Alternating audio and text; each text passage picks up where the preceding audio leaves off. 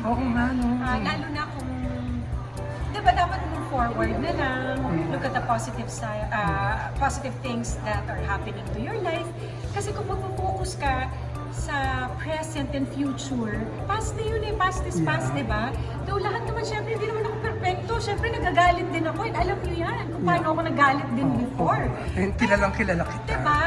Even before the separation, alam ko nangyayari. Kasi isa ako sa Diba? nasasabihan mo, di ba? Oo, talagang masakit, nasaktan tayo, nagagalit tayo, tao lang. Pero meron din namang panahon para magpatawad at mag-move forward. Yeah. And ang maganda, nakikita mo na masaya yung tatlong Marias mo. That's the most important thing. Para sa akin, buhay ko, mga anak ko, and whatever makes them happy makes me happy as well. Yeah. Uy, eto, malapit na rin magdalaga yung bunso mo. Yes. Magi-18 na. Oo, di ba? hindi ka makakasama si Dennis, hindi pinayagan bigla ng Sa Bali, Indonesia, kayo Yes. magse-celebrate ng... mas maganda naman yung na mag-banding kay somewhere kaysa mag-ubusin sa party, di ba? Yes, yes. Mas Pero masaya. hindi lang nga makakasama yata sila Cesar. So it will be just me and the kids and some friends. Kasi nag-alangan din ako kung, kasi nga supposedly gagawin ko yung teleserye.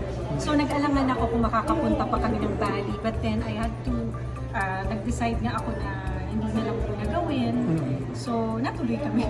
Yan. Pero yun, at least masaya lahat, di ba? Kahit naman sa loob ng party ni Tita Annabel. May Oo, mga- gusto niyo mag-duet pa kami. Hindi.